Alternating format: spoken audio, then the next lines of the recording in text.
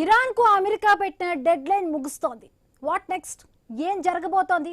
Power plant పై దాడులు చేస్తుందా? Tehran మౌలిక సదుపాయాలను ధ్వంసం చేస్తుందా?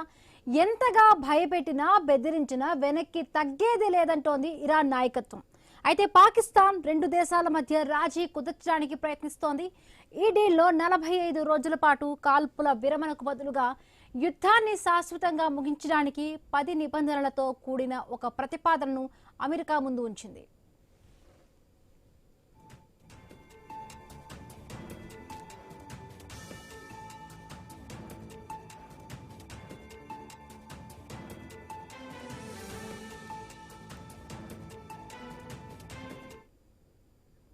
అమెరికా దాని మిత్ర దేశాలు భవిష్యత్తులో ఇరాన్ భూభాగంపై ఎలాంటి దాడులు చేయబోమని స్పష్టమైన హామీ ఇవ్వాలని ఇరాన్ కోరుతోంది.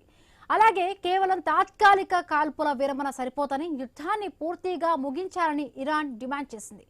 ఇరాన్ ఆర్థిక వ్యవస్థను దెబ్బతీస్తున్న అమెరికా అన్ని ఆర్థిక రాజకీయ ఆంక్షలను తక్షణమే తొలగించాలని పేర్కొంది. ఇరాన్ మిత్రపక్షాలైన హెజ్బుల్లా, ఇతర ప్రాంతీయ గ్రూపులపై ఇజ్రాయెల్, అమెరికా దాడులను నిలిపివేయాలన్నారు. శాశ్వత శాంతి ఒప్పందం కుదిరితే అంతర్జాతీయ చమురు సరఫరాకు కీలకమైన హర్మోజ్ జలసంధి గుండా నౌకల రాకపోకలను ఇరాన్ అనుమతిస్తుంది.